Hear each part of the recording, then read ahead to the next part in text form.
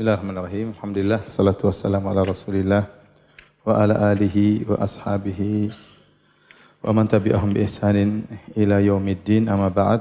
Hadirin dan hadirat yang dirahmati oleh Allah Subhanahu wa taala, kita lanjutkan pembahasan kita pada bab ke-31 dan bab yang ke-31 masih berkaitan dengan ibadah hati, ibadat qalbiyah, yaitu tentang takut kepada Allah Subhanahu wa taala. Bahwasanya rasa takut kepada Allah adalah ibadah dan sebagian bentuk rasa takut tidak boleh diserahkan kepada selain Allah Subhanahu wa taala. Takut kepada Allah Subhanahu wa taala harus kita bina dalam hati kita, karena itulah ibadah yang sangat dituntut oleh Allah Subhanahu wa taala. Oleh karenanya di antara sebab-sebab untuk bisa menemukan rasa takut kita kepada Allah Subhanahu wa taala, di antaranya yaitu lebih mengenal Allah Subhanahu wa taala. Kita pelajari sifat-sifat Allah. Allah bagaimana kalau murka, ya. Allah Subhanahu wa taala syadidul iqab, bahwasanya hukumannya sangatlah keras, ya. Allah Subhanahu wa taala ghadab, marah, terkadang murka, ya. Dan bagaimana Allah tatkala menyiksa suatu kaum, ya. Maka dengan mengenal sifat-sifat Allah yang Maha Kuasa, yang Maha Esa, Maha Perkasa, Maha memberi hukumannya sangat keras, ya. Maka ini membuat kita takut kepada Allah Subhanahu wa taala. Kita melihat sifat-sifat Allah yang menimbulkan rasa takut kita kepada Allah Subhanahu wa taala. Oleh karenanya dengan mengenali Allah Subhanahu wa taala akan timbul rasa takut. Allah berfirman, "Innama yakhsyallaha min ibadihi al-ulama." Sungguhnya yang takut kepada Allah dari hamba-hambanya adalah para ulama. Itu para ulama yang mengenal Allah Subhanahu wa taala. Ibnu Abbas berkata, "Al-ilmu khasyatullah." Ilmu itu takut kepada Allah Subhanahu wa taala. Jadi kalau seorang menuntut ilmu semakin menemukan rasa takutnya kepada Allah, berarti sudah benar dia menuntut ilmu. Tapi kalau dia menuntut ilmu, ilmunya bertambah, dia semakin tidak takut kepada Allah, ya, maka ini ada salah, ya, ada yang salah. Famadukhul, pasti niatnya enggak beres atau niatnya terkontaminasi dengan sesuatu, masih tercampur dengan duniawi dan yang lainnya. Seharusnya orang kalau semakin tambah ilmu, semakin takut kepada Allah Subhanahu wa taala. Makanya Nabi SAW mengatakan, "Innama ana a'lamukum billah wa akhsyakum." Aku ini orang yang paling ngerti tentang Allah daripada kalian dan aku orang yang paling takut kepada Allah. Jadi ilmu itu sebenarnya berbanding lurus dengan rasa takut kepada Allah Subhanahu wa taala. Ini sudah jelas. Karena orang semakin mengenal syariat Allah, semakin mengenal sifat-sifat Allah, dia akan semakin takut kepada Allah Subhanahu wa taala. Makanya untuk rasa takut kepada Allah, kita pelajari asma dan sifat-sifat Allah Subhanahu wa taala. Kemudian di antara hal yang membuat kita takut kepada Allah, kita membaca tentang wa'idullah, tentang ancaman-ancaman Allah, siksaan-siksaan Allah yang Allah sebutkan dalam Al-Qur'an, yang Nabi sebutkan dalam hadis-hadisnya, bagaimana sengsaranya penghuni neraka Jahannam. Maka akan membuat kita takut. Kata Allah Subhanahu wa taala misalnya, lahum min fawqihim dhulalun minan nari wa min tahtihim dhulal, dzalika yukhawwifullahu bihi ibadah. Ya ibadi fattaqun. Kata Allah, bagi mereka penghuni neraka Jahannam tumpukan api bertumpuk-tumpuk dari atas mereka, bertumpuk-tumpuk api dari bawah mereka. Demikianlah Allah menakut-nakuti hamba-hambanya. Maka para hamba-hambaku, ya ibadi fattaqun, takutlah kepadaku. Jadi kita baca tentang bagaimana siksaan penghuni neraka Jahannam, bagaimana makanan mereka, bagaimana minuman mereka. Ya ini semuanya, ya, wa ta'aman dza ghussah, bagaimana makanan kemudian tersangkut di leher mereka, dan banyak siksaan, berbagai macam bentuk siksaan yang Allah berikan kepada penghuni neraka Jahannam pada hari kiamat kelak. Kita baca ayat-ayat tersebut membuat kita takut kepada Allah, jangan sampai kita termasuk dalam penghuni neraka Jahannam. Makanya Allah mengatakan fattaqun nar, takutlah kalian kepada neraka Jahannam. Fattaqun nar artinya ambillah penglindung, wiqayah antara engkau dengan neraka. Harus ada penghalang, jangan sampai kau terjerumus dalam neraka Jahannam. Kemudian perkara yang ketiga di antara perkara yang buat seorang takut kepada Allah, seorang mengetahui tentang kekurangannya dalam beribadah, kurang dia dalam menjalankan kewajiban-kewajiban kepada Allah. Kita tidak usah bicara tentang yang sunnah, kita bicara tentang wajib aja. Bagaimana salat kita masih penuh dengan kusur, masih penuh dengan taksir, masih penuh dengan kekurangan, ya.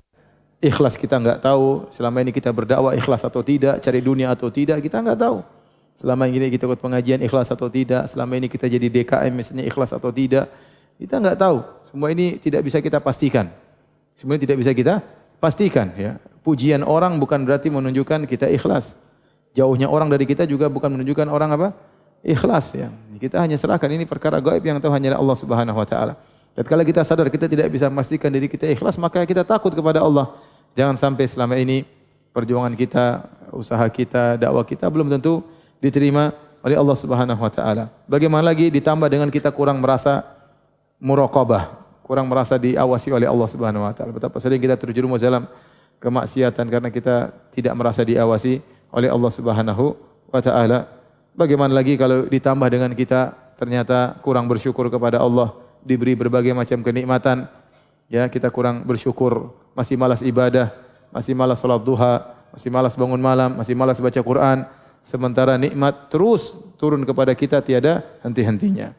Maka ini membuat kita takut kepada Allah karena kita tidak bisa beribadah dengan sebaik-baiknya dan kita tidak pandai bersyukur kepada Allah Subhanahu wa taala. Di antara hal-hal yang membuat kita takut kepada Allah, ya, Allah menimbulkan siksaan, bencana agar kita sadar ya bahwasanya Allah kirimkan bencana, kemudian siksaan, hukuman agar kita takut kepada Allah Subhanahu wa taala.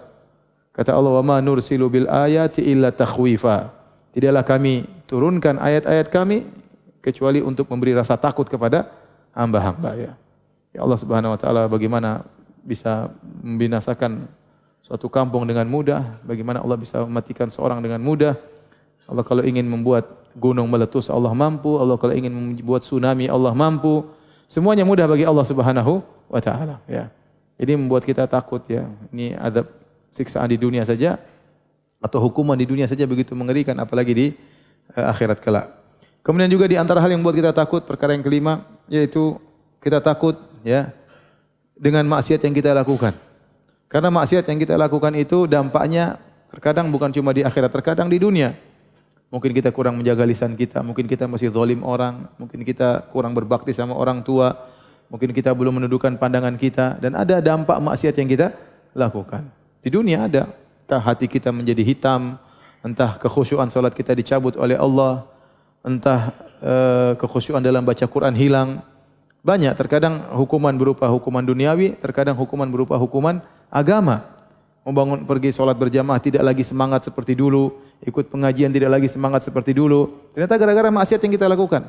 Entah pandangan yang kita umbar, entah lisan yang kita lepaskan begitu saja, entah suudzon, dengki yang bercokol di hati kita sehingga menjadikan kita terkena dampak dari maksiat yang kita lakukan. Itu membuat kita takut untuk bermaksiat kepada Allah Subhanahu wa taala. Kemudian juga yang membuat kita takut terjerumus dalam kemaksiatan di saat sekarang atau di kemudian hari. Tidak ada yang merasa aman. Tidak ada yang merasa dirinya alim tidak akan terjerumus dalam maksiat.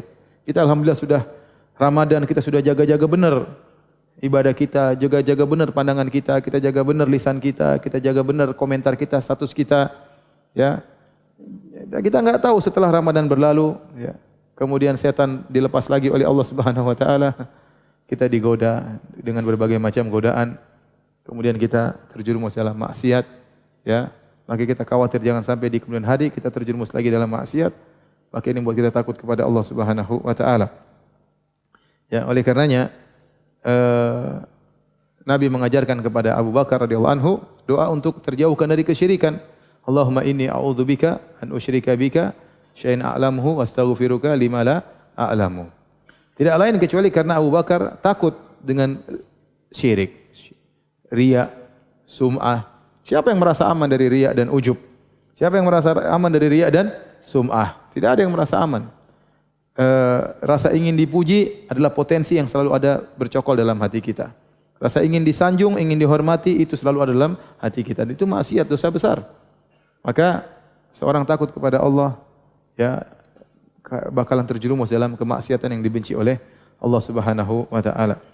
Kemudian di antara yang buat kita rasa takut kepada Allah adalah khawatir terjerumus dalam su'ul khatimah, yaitu kesudahan yang buruk, su'ul khatimah. Ini perkara yang menyibukkan orang-orang soleh. Tidak ada di antara mereka yang pede untuk mendapatkan husnul khatimah. Semuanya takut. Berdoa kepada Allah. Kita jangan terpedaya dengan amal kita sekarang. Jangan terpedaya dengan ibadah kita sekarang. Kita enggak tahu bagaimana penghujung kita. Allah menjadikan itu sesuatu yang gaib. Hanya Allah yang tahu di takdir yang dicatat di Lauhil Mahfuz. Tidak ada yang tahu bagaimana nasibnya. Kita tidak tahu nasib kita. Maka jangan pede, jangan merasa aman, ya, merasa bangga dengan apa yang kita lakukan sekarang. Kita enggak tahu bagaimana penghujung diri kita.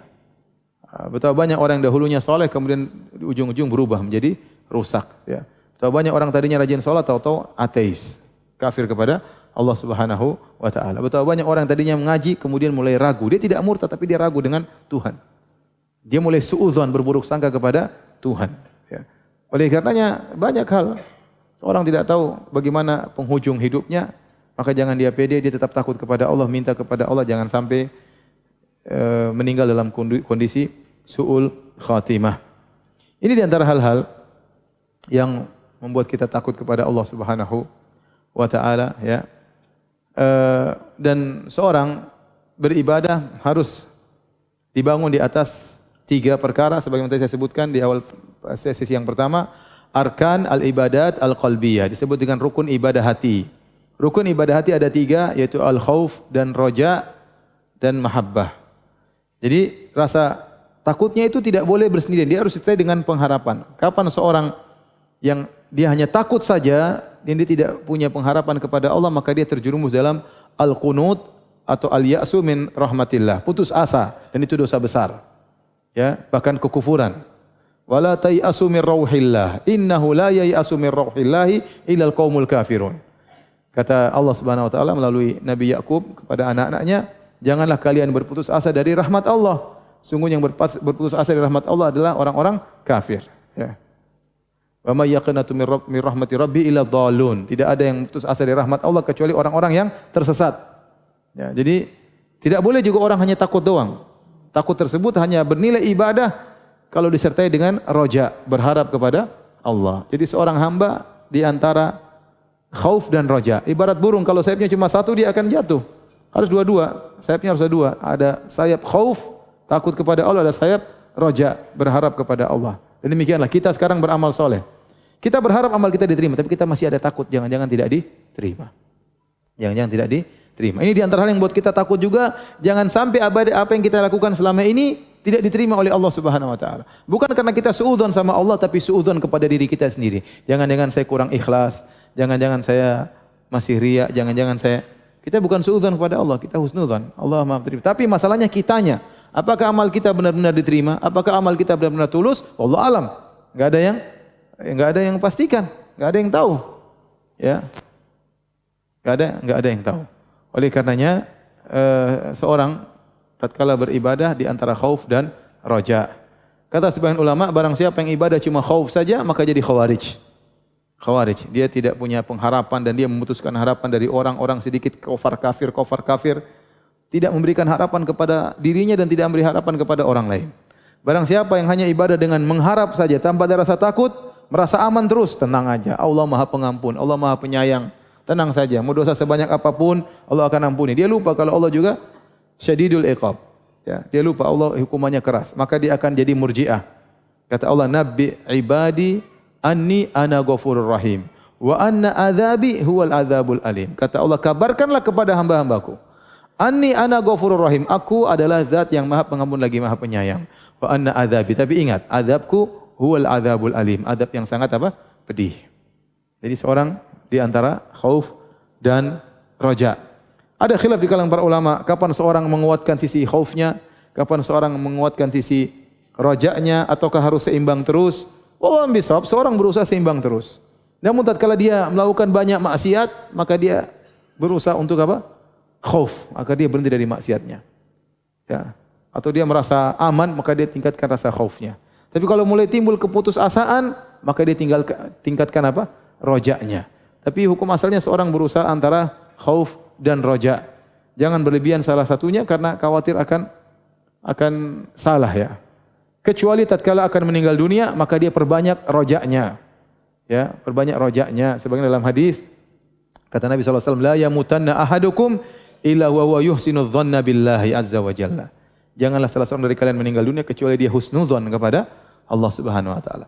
Dalam satu hadis dari Anas bin Malik radhiyallahu anhu riwayat Tirmizi dan disahihkan oleh Syekh Albani rahimahullahu taala, Kata Anas bin Malik, dakhala Rasulullah sallallahu alaihi wasallam ala syabin wa huwa fil maut.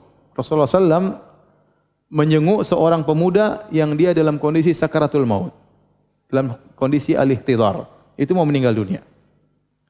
Faqala, maka Nabi bertanya kepada pemuda tersebut, "Kaifa tajiduka?"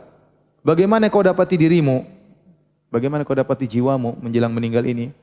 Kata pemuda tersebut, "Arjullaha ya Rasulullah wa akhafu dzunubi." Ya Rasulullah, aku takut, aku berharap kepada Allah dan aku takut dengan dosa-dosaku. Dia mau meninggal, dia kumpulkan antara apa? Khauf dan apa? Dan raja. Kata Nabi, "Kaifa tajiduka?" Bagaimana kau dapat dirimu? Kata dia, "Arjullaha wa akhafu dzunubi." Aku berharap kepada Allah dan aku takut dengan dosa-dosaku.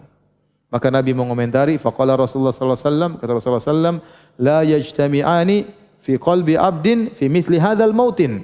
Tidaklah raja dan khauf terkumpulkan pada hati seseorang mukmin dalam kondisi mau meninggal dunia, illa a'tahu Allahu alladhi yarju, kecuali Allah akan berikan apa yang dia harapkan, wa ammanahu min alladhi yakhaf, dan Allah akan membuat dia aman dari apa yang dia takutkan. Jadi kalau kita meninggal dunia, kita kumpulkan raja ingin dapat surga dan khauf takut dari neraka jahanam, insyaallah dikabulkan. Dan ini dalil bahwasanya tatkala meninggal dunia kumpulkan tetap antara raja dan apa? Khauf. Antara raja dan khauf. Tapi kalau orang tidak terbiasa, repot. Sakaratul maut itu bukan perkara yang ringan. Orang akan meninggal dalam kebiasaan dia. Kalau kebiasaan dia selalu merasa aman, nanti dia merasa aman padahal masuk neraka. Kalau dia merasa takut berlebihan terus, bisa jadi meninggal dunia dalam kondisi demikian. Suudzon kepada Allah Subhanahu wa taala. Maka dalam kehidupan sehari-hari kita harus menggabungkan kedua-duanya. Sampai sebagian ulama mengatakan, kalau dikatakan seluruh penghuni bumi masuk surga kecuali satu orang, tetaplah engkau khawatir jangan-jangan aku satu itu yang tidak masuk surga.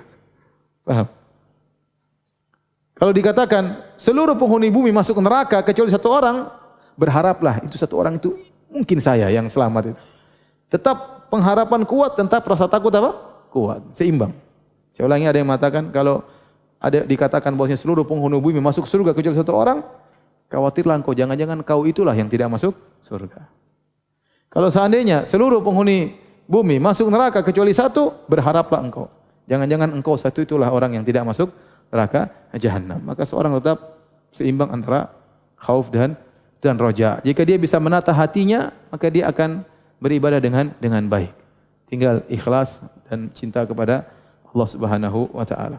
Baik, kita akan membahas tentang namanya al-khauf ya.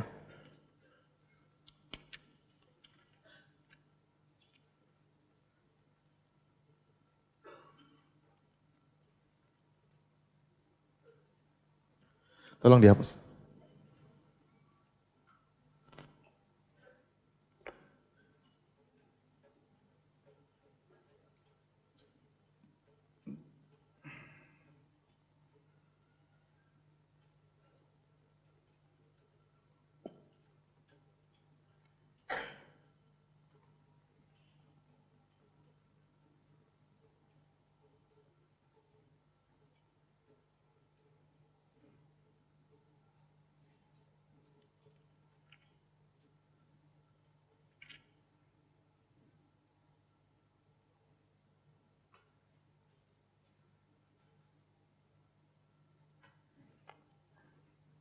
Sekarang kita akan bahas macam-macam takut ya.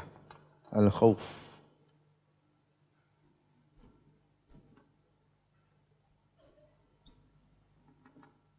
Jadi terbagi menjadi 3 ya.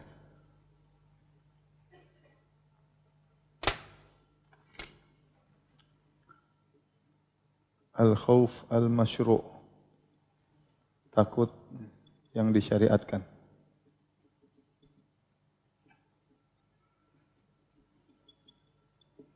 Itu takut kepada Allah.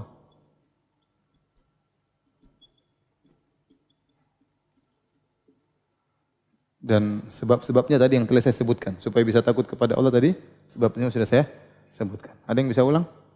Catat aja enggak? Gimana mau ulang? Ada yang catat tadi? Hah? Berapa poin?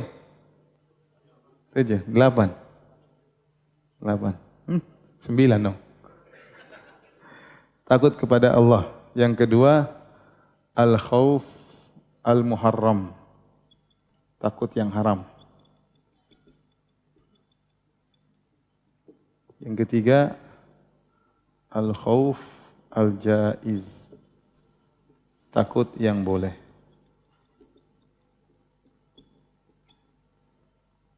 Takut yang boleh seperti takut secara tabiat.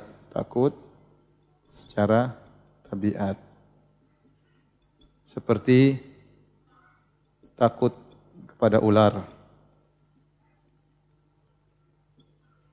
Takut pada ketinggian misalnya.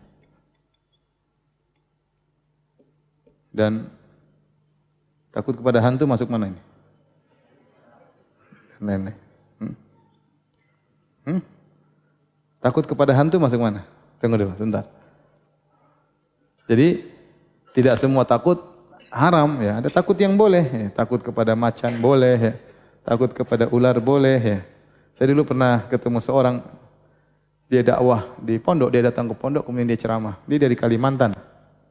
Dia bilang aku tinggal di hutan. Dia bilang kita enggak boleh takut kepada siapapun.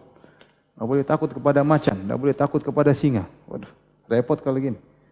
Kalau gini yang bertauhid cuma Tarsan ya. Yang salafi cuma Tarsan. Yang enggak benar ya. Takut tabiat, orang lihat macan siapa yang enggak takut ya? Orang lihat ular siapa yang enggak takut ya? Wajar ya, takut tabiat. Manusia punya rasa takut. Oleh karenanya contoh takutnya Nabi Musa. Musa alaihissalam. Allah sebut dalam Al-Quran banyak, dalam surat Al-Qasas, dalam surat kisah Nabi Musa ya. Inni akhafu walahum alayya dzambun fa akhafu ay yaqtulun. Saya punya kesalahan kepada mereka ya Allah. Saya takut mereka bunuh saya. Saya takut mereka bunuh saya.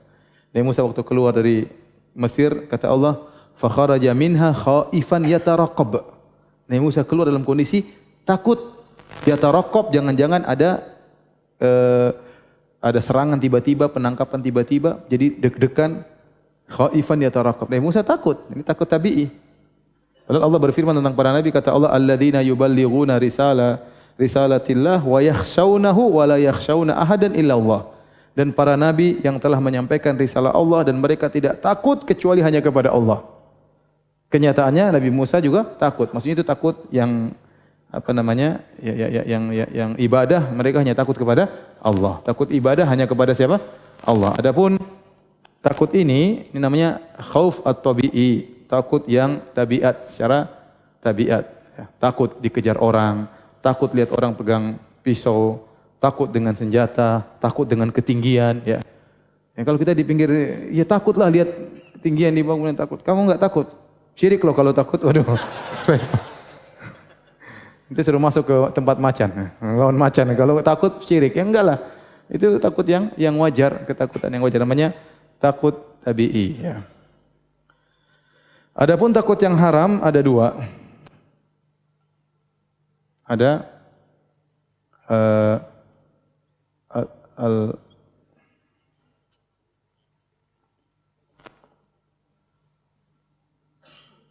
al-khauf asy-syirki dengan al-khauf al-muharram, cuma maksiat aja. Ya. Yaitu mujarradul maksiyah la tablugh ila haddi syirk. Itu maksiat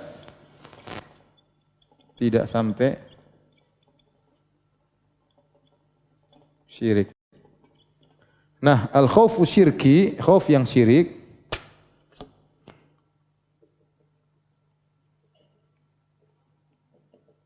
para ulama mengistilahkannya dengan khauf, al-khaufu sirri. Al-khauf as-sirri. Sirri ya. Sirri itu sir itu suatu yang rahasia, yang halus, yang tidak kelihatan sebabnya secara zahir ya. Jadi seperti contohnya, takut kepada kalau kamu kasih sajen kamu akan begini-begini. Enggak ada sebabnya. Emang kesajian apa hubungannya? Itu namanya khauf sirri. Ketakutan yang menimpa sesuatu tanpa ada sebab yang zahir. Itu namanya khauf sirri. Seperti kalau kamu tidak minta kepada penghuni kubur, kamu akan ditimpa dengan apa? Sakit, kau akan celaka. Itu khauf, itu yang syirik, itu enggak boleh. Tidak ada beda. Beda kalau ini zahirnya ada macan depan ya, takutlah wajar lah. Ya, tapi kalau tidak kasih sajen nanti bakalan kamu celaka, bakalan kalau kamu tidak kasih sajen maka kemudian nanti rumah tanggamu hancur. Ini namanya khauf sirri. Ketakutan kepada suatu yang halus yang tidak kelihatan apa? Sebabnya. Dan inilah yang dilakukan oleh orang-orang musyrikin kepada para anbiya ya. Seperti yang dikatakan oleh kaum Nabi Hud kepada Nabi Hud alaihissalam, inna qulu illa taraka ba'du alihatina bisu. Kata mereka, wahai Hud, ya,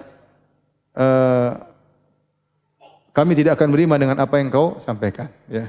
Kami tidak akan meninggalkan sembahan-sembahan kami dan kami tidak akan beriman dengan apa yang kau sampaikan. Inna qulu illa taraka ba'du alihatina bisu. Dan kami katakan kepada engkau, kau akan ditimpa dengan keburukan dari sebagian tuhan-tuhan kami.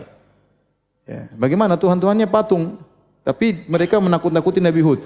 Kau akan ditimpa dengan kemudaratan gara-gara kau mencela Tuhan-Tuhan Tuhan kami. Maka Nabi Hud berkata, qala inni usyhidullah wa asyhadu anni bari'um mimma tusyrikuna min duni fakiduni jami'an tsumma la tunzirun. Kata Nabi Hud, aku berlepas diri dari sembahan-sembahan kalian. Ya, Allah bersaksi atas hal ini, fakiduni jami'an. Hendaknya kalian semuanya bikin makar kepadaku, tsumma la tunzirun, dan jangan kalian tunda-tunda makar kalian kepadaku. Inni tawakkaltu 'ala Allahi rabbi wa rabbikum. Aku bertawakal kepada Allah Rabbku dan Rabb kalian. Dan ini hebatnya Nabi Hud alaihissalam. Dia diancam akan ditimpa dengan keburukan, kata Nabi Hud, kalian kumpul semuanya bikin keburukan sama saya. Jangan tunda-tunda ya.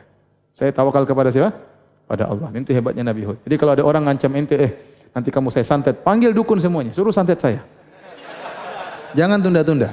Saya tawakal kepada Allah. Habis itu naik motor, ngeng, hilang.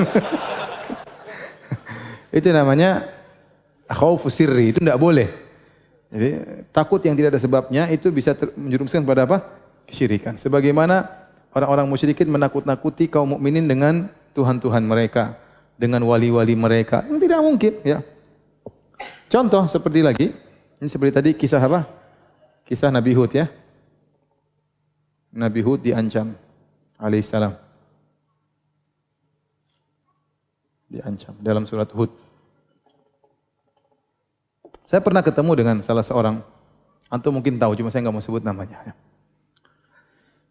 Dia cerita, dia dulu belajar di tempat sufi ya. Dia punya guru, seorang Habib ya. Tetapi dia diajari kalau dia mau bikin sesuatu kayaknya Habib itu ngelihat, jadi dia takut. Nanti ketahuan sama si Habib, ketahuan sama ini. Ini ketakutan yang saya pada apa? Kesyirikan. Seakan-akan gurunya itu adalah maha melihat dan maha mengetahui. Jadi dia bukan lagi takut kepada Allah. Mau misalnya mau macam-macam, bukan takut kepada Allah, tapi takut kepada seakan-akan kamera CCTV jalan terus sama dia. Ini enggak benar seperti itu. Dari mana dia tahu ente sedang ngapa-ngapain? Dan apa yang mau dia lakukan sama ente? Kalau ente gini-gini memang dia mau ngapain? Ya. Maka ini enggak boleh. Takut seperti itu takut yang bisa sampai pada derajat apa? Kesyirikan. Karena tidak ada sebabnya dan seakan-akan menyamakan ini dengan Allah. Karena yang mengatur segala sesuatu, jadi sebenarnya takut ini berkaitan dengan uluhiyah dan rububiyah. Berkaitan uluhiyah, itu ente tidak boleh takut seperti ini kecuali hanya kepada Allah. Dan berkaitan dengan rububiyah, karena sebenarnya yang bisa memberikan kemudaratan kapan saja cuma siapa? Allah Subhanahu wa taala. Allah mau matikan ini, Allah mau terserah Allah mau buat gempa ini, mau tsunami ini, mau meledakkan gunung kapan saja, Allah membuat orang tabrakan, Allah membuat orang tiba-tiba buta, Allah terserah Allah. Allah kapan saja bisa bikin. Yang bisa begitu cuma siapa? Allah. Nah, tatkala seorang merasakan ada selain Allah yang bisa seperti itu namanya syirik. Itu namanya khauf sirri. Beda kalau tadi khauf tabiat di depan kita ada yang kita takuti wajar. Paham? Sekarang saya sama antum. Antum sudah paham sekarang? Saya tanya sama antum sekarang. Takut sama hantu. Masuk mana? Syirik, haram atau boleh? Itu jangan sembarang berfatwa ente ya. Coba. Takut sama hantu, tiba-tiba muncul gondrowong. Wow. Takut apa itu? Syirik haram atau ente jangan syirik-syirikan orang ya. Syirik haram apa boleh?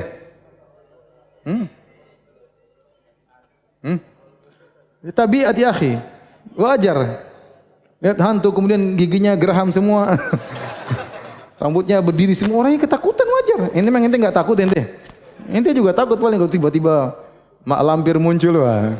Tapi ente harus berusaha lawan. Tapi takut wajar, lihat seperti bentuk mengerikan seperti itu wajar. Ente jangan bilang dia syirik. Ente jangan bilang dia haram. Ya, karena hantunya muncul di depan mata, orang takut wajar. Tapi ente harus lawan. Ente punya apa? Punya ayat kursi, ente punya qul a'udzu birabbil falaq, qul a'udzu birabbin nas, 3 qul, ente punya surat Al-Baqarah, ya, maka ente harus lawan. Ya, ente jangan apa namanya?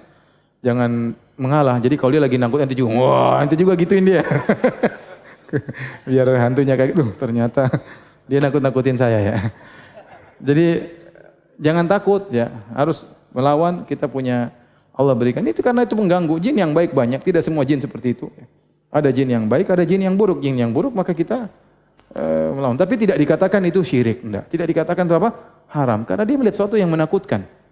Wajar atau tidak? Wajar. Allah alam bisawab. Jadi kalau ada hantu muncul dengan muka yang jelek, kita ketakutan, ya wajar. Itu masuk khauf apa? Khauf tabi'i. Setuju atau tidak? Ente mau syirik, terserah ente mau syirik. Kalau saya enggak, itu bukan khauf yang syirik. Yang syirik tadi yang disebut dengan al-khaufu sirri. Takut kepada sesuatu yang tidak ada sebab yang zahir. Tahu-tahu seorang takut kepada dukun akan menyantet misalnya, takut kepada jin bakalan enggak, bahkan membuat kita enggak laku barang dagangan. Ini enggak benar, enggak ada. Yang bisa begitu cuma siapa? Allah Subhanahu wa taala. Baik. Adapun al-khauf muharram ini sebenarnya masuk kepada khauf tabi'i ya. Sebenarnya dia masuk kepada khauf tabi'i. Hanya saja menghalangi orang untuk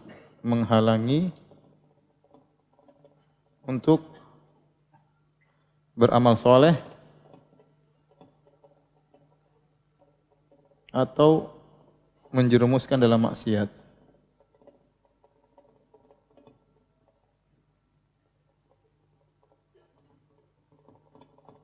Contoh.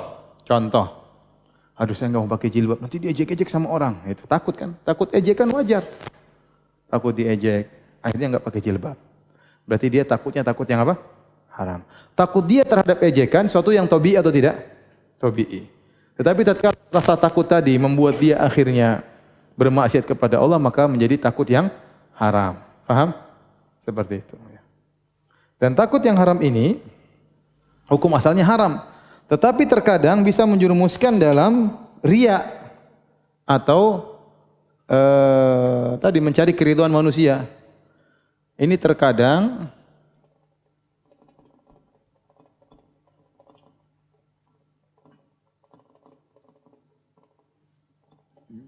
dalam riya atau syirik. Ingin dipuji oleh orang. Waduh, kalau saya misalnya pakai celana cingkrang, wah nanti saya dikatakan ini, mending saya kelihatan tidak cingkrang supaya kelihatan orang soleh misalnya. Berarti dia cari apa? Cari pujian. Nah itu berarti takut itu mengantarkan kepada kesyirikan. Tapi hukum asalnya sekedar maksiat. Hukum asalnya sekedar maksiat. Namun bisa menjerumuskan orang dalam apa? Dalam syirik. Ya, sehingga dia beramal karena orang lain. Dia beramal karena orang lain. Misalnya, aduh, kalau saya enggak ke sholat berjamaah nanti diomelin. Biar dia senang saya sholat berjamaah. Itu kayak jadi takut sama omelan orang, dia sholat berjamaah supaya dipuji orang. Berarti riya. Paham ya? Jadi bisa terjerumus dalam riya, tapi hukum asalnya dia maksiat. Paham?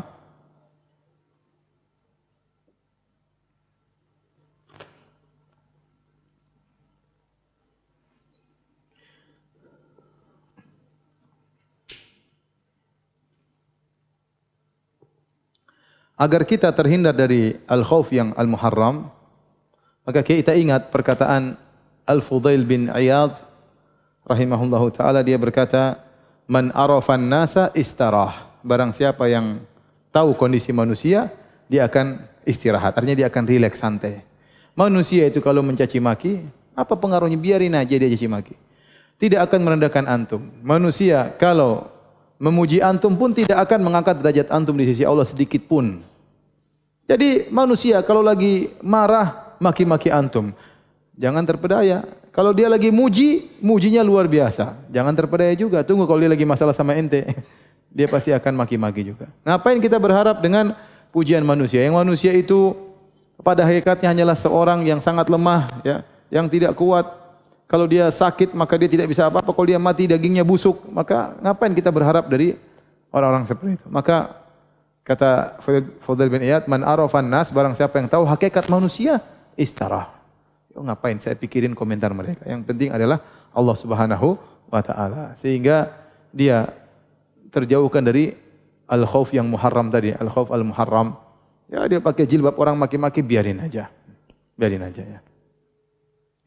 Jadi istri saya ini nanti dihapus ya. Cerita aja. Istri saya nginap di rumah saudaranya. Kenapa saya bilang istri saya? Saya bilang ada akhwat saja, enggak usah bilang istri saya. Qadarullah sudah cukup. Harusnya saya bilang tadi ada akhwat. Ya udahlah enggak jadi deh. Sudah. Nanti istri saya riak.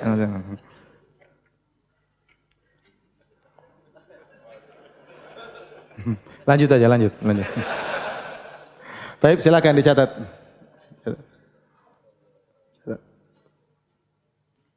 Kalau sudah kita lanjut. Sudah dicatat? Sudah ya? Baik. Kita lanjut. Adapun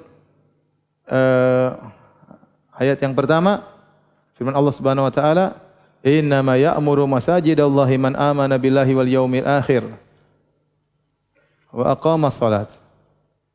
Ayat yang pertama, "Innama dzalikumu syaitanu yukhawifu awliya'ah fala takhafuhum wa khafuni in kuntum mu'minin." Sungguhnya itu hanyalah perbuatan syaitan yang ingin menakut-nakuti kalian dengan wali-walinya. Syaitan ingin menakuti kalian dengan wali-walinya, dengan pasukan sudah banyak, kalian akan binasa ya. Fala takhafuhum, maka jangan takut dengan wali-wali syaitan, wa khafuni, takutlah kepadaku jika kalian beriman. Di sini Allah Subhanahu wa taala menyuruh untuk mengalahkan khauf tabi'i untuk taat kepada Allah. Karena ini ceritanya, ayat ini turun tatkala setelah perang Uhud. Setelah perang Uhud, orang kaum musyrikin sudah pergi, Nabi mengejar mereka. Nabi tidak dalam kondisi terluka-luka. Para sahabat bukannya takut. Mereka setelah berkumpul, mereka bikin di suatu tempat namanya Hamra'ul Asad. Dekat Miqat ya. Kenapa? Karena Nabi dikata-katain sama orang, "Innan nasa qad jama'u lakum fakhshawhum." Wahai Muhammad, sungguhnya orang-orang sudah kumpul untuk menyerang kalian kembali, maka takutlah kepada mereka. Jadi ditakuti bahwasanya kaum Quraisy sudah kumpul lagi pasukannya untuk menyerang kembali kota Madinah. Setelah menyerang di Uhud ingin menyerang lagi. Namun Nabi tidak takut, nama Nabi bangkit ingin mengejar mereka. Maka Allah mengatakan innama dzalikumu syaitan. Itu hanyalah ucapan syaitan, yukhawifu awliya'ahu. Artinya takdirnya syaitan ingin menakut-nakuti, yukhawifukum awliya'ahu, ingin menakut-nakut kalian dengan wali-wali mereka, Abu Jahal dan teman-temannya. Ini sekarang saya tanya antum, ini takut tabi'i atau takut sirri? Ditakut-takuti Abu Jahal dan teman-temannya. Sirri atau tabi'i? Tabi'i ya, Abu Jahal masih pasukan 1000 orang. Abu Jahal sudah tewas ya, bukan Abu Jahal, maksudnya Abu Sufyan ya. 1000 orang. Jadi takut tabi'i, tetapi takut tersebut tidak boleh menghalangi kalian dari berjihad di jalan Allah. Maka kata Allah, "Fala takhafuhum wa khafuni in kuntum mu'minin." Maka Nabi pun berangkat menyerang mereka. Ternyata mereka sudah kabur, tidak jadi perang. Kemudian kita lanjutkan ayat berikutnya. Ya, sudah mau azan ya. 5 menit lagi. Baik. Firman Allah Subhanahu wa taala, "Innama ya'muru masajidallahi man amana billahi wal yaumil akhir." Hanyalah yang memakmurkan masjid-masjid Allah adalah orang yang beriman kepada Allah dan beriman kepada hari akhirat dan menegakkan salat dan membayar zakat. Wa aqama salata wa ata zakata wa lam yakhsha illallah, dan tidak takut kecuali hanya kepada Allah. Fa asa ulaika ayyakunu minal muhtadin, dan semoga mereka termasuk orang-orang yang mendapat hidayah. Ini di sini Allah memuji orang-orang yang tidak takut kecuali hanya kepada Allah. Jadi seorang hadirkan dalam dirinya, saya hanya takut kepada Allah, ya. Orang takut-takut enggak, saya takut kepada Allah. Ini ketaatan saya akan jalankan apapun resikonya. Yang saya takut hanyalah Allah Subhanahu wa taala. Terjadilah apa yang terjadi. Misalnya, ya, ini pujian bagi orang yang takut hanya kepada Allah Subhanahu wa taala. Kemudian ayat berikutnya dalam surat Al-Ankabut, kata Allah, wa minan nasi may yaqulu amanna billah.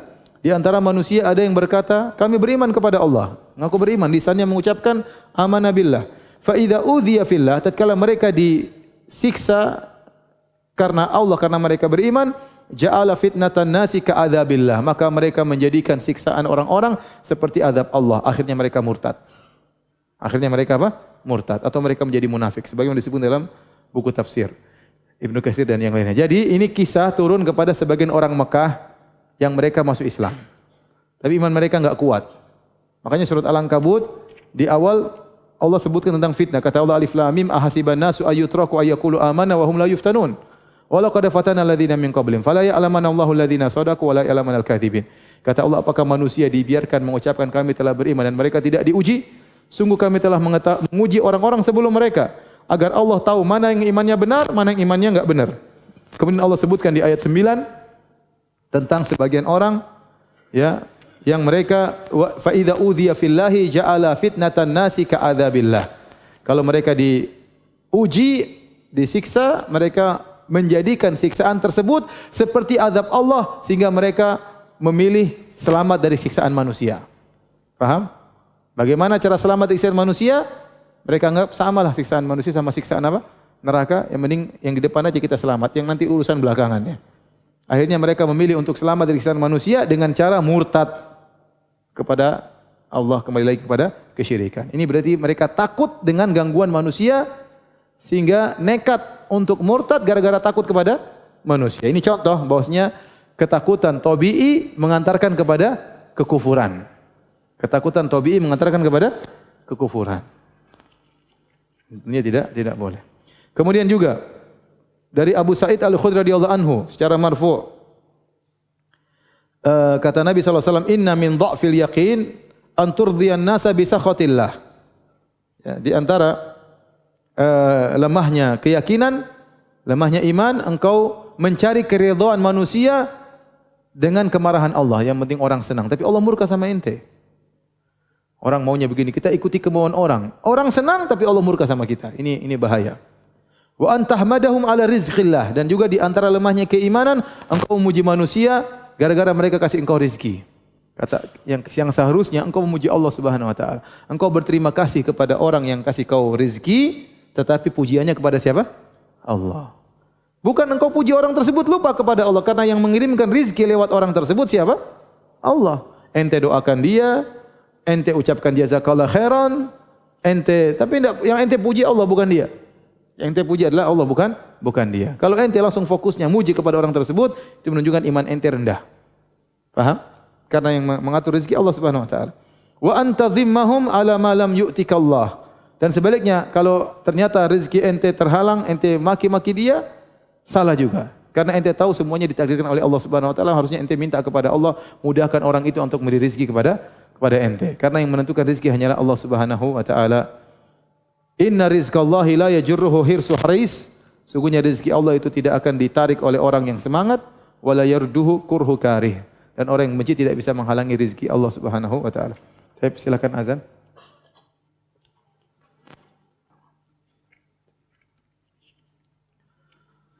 Hadirin dan hadirat yang Allah Subhanahu wa taala. Hadis tadi, hadis Abu Sa'id yang baru kita bacakan, hadisnya dhaif karena di dalam sanadnya ada seorang perawi bernama Muhammad bin Marwan As-Suddi, dan dia adalah perawi yang dhaif.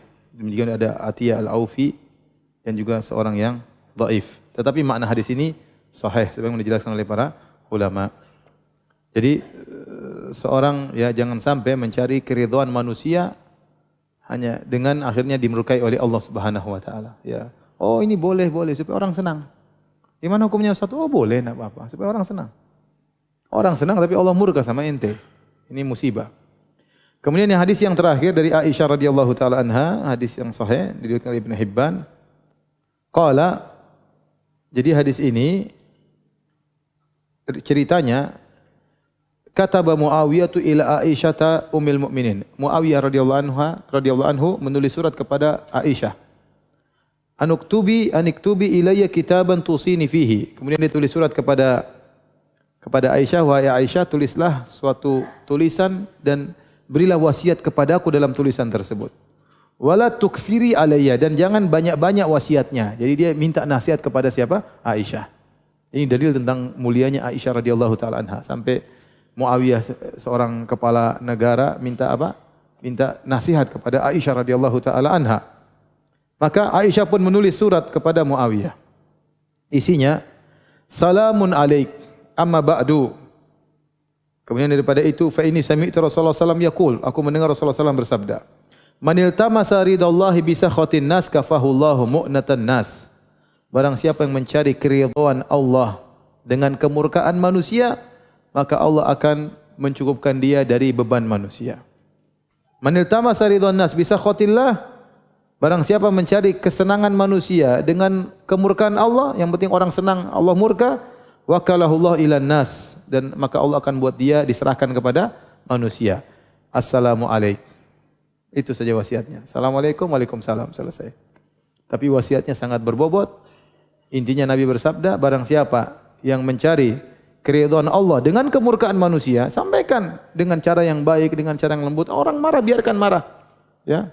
Kapan mereka mau tahu kalau kita sembunyikan kebenaran? Sampaikan. Mereka marah ya sudah.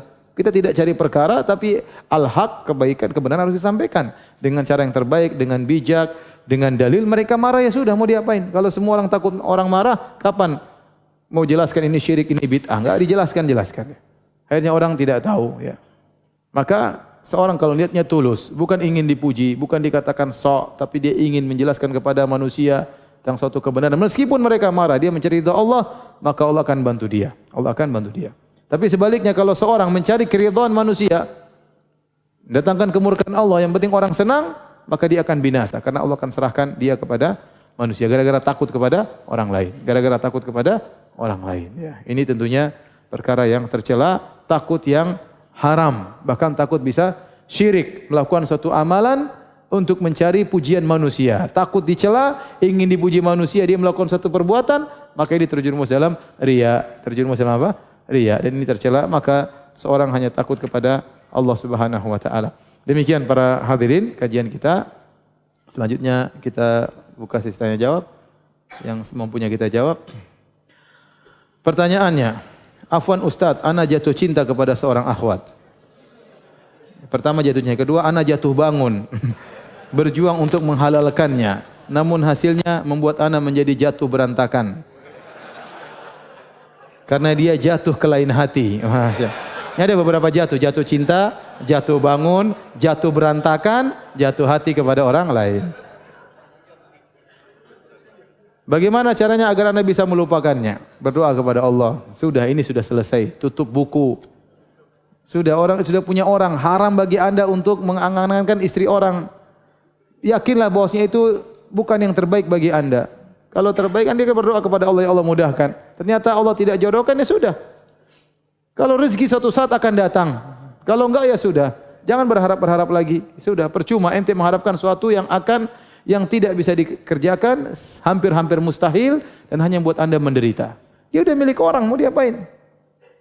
Mendingan ente cari yang halal. Ngapain kita menghalalkan sesuatu yang hampir-hampir tidak mungkin bisa kita kerjakan.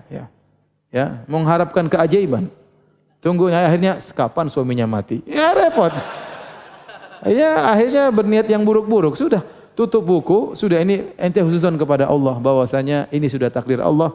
Allah pasti pilihkan yang terbaik bagiku. Kebahagiaan bukan sama banyak perempuan yang lain masih banyak. Jadi tanamkan seperti itu. Hapus nomor teleponnya. Ya. Jangan lagi lihat-lihat Facebooknya. Ya. Udah selesai. Jangan buka lihat dia. Sudah fokus kepada yang lain. Ya akhi masih banyak.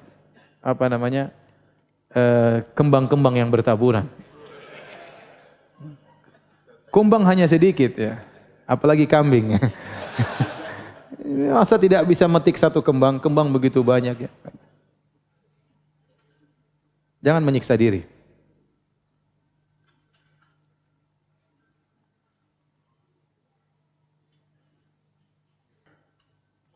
Ustaz, Anda terlanjur terjerat riba dengan mengambil rumah dengan cara KPR sebelum Anda hijrah. Apa yang harus Anda perbuat? Kalau bisa ngutang kepada orang, kemudian lunaskan segera, kemudian kita cicil kepada orang tersebut, itu yang terbaik.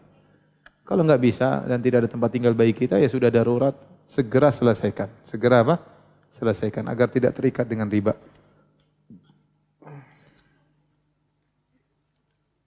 Terkadang saya ketika beramal selalu saja datang godaan berupa riya. Bagaimana saya mengatasi riya ini ya Ustaz? Dan adakah doa Nabi yang dianjurkan menjauhkan riya? Ada doanya tadi, Allahumma inni a'udzubika an usyrika bika syai'an a'lamuhu wa astaghfiruka lima la a'lamu. Cari di Google insyaallah ada ya. Allahumma inni a'udzubika an usyrika bika syai'an a'lamu astaghfiruka lima la a'lamu. Adapun takut dengan riya ya kita harus lawan. Riya selalu menggoda. Tapi kita bilang siapa sih saya? Emang siapa kalau saya beramal emang jadi apa? Ya. Emang saya jadi hebat? Orang yang seperti saya juga banyak, ngapain saya riya? Kalau ada setan menggoda, bilang kamu nanti riya, lakukan saja ya setan. Saya beramal bukan karena kamu, tapi karena apa? Allah. Ya, lawan terus. Jangan berhenti beramal. Terus lawan itu riya. Jangan tunduk kepada setan dan akhirnya meninggalkan amal saleh. Kalau bersentuhan dengan adik perempuan, apakah wudu batal? Bagaimana juga kalau bersentuhan dengan sepupu?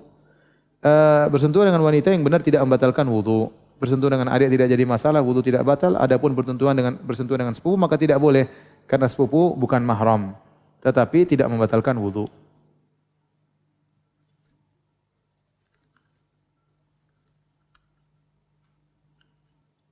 Bagaimana pandangan Ustadz mengenai seorang yang masih kental dengan adat kebiasaan orang terdahulu yang masih menyiapkan sajian di sudut rumah dan setiap malam Jumat membaca surat tertentu. Sajian di sini bisa berupa kopi, rokok, beras dan yang lainnya. Yang bilang jinnya suka rokok siapa? Enggak boleh, ini enggak boleh. Ini apa namanya bisa masuk dalam kesyirikan ya. Karena memberikan sajian kepada jin ya. Mungkin dia tidak bilang jin, dia bilang ini mungkin ruh yang bergentayangan. Semua itu khurafat. Maka harus ditinggalkan. Dikasih tahu enggak boleh. Tapi demikian saja kajian kita. Subhanakallah bihamdik asyhadu an la ilaha illa anta astaghfiruka wa atubu ilaik. Assalamualaikum warahmatullahi wabarakatuh.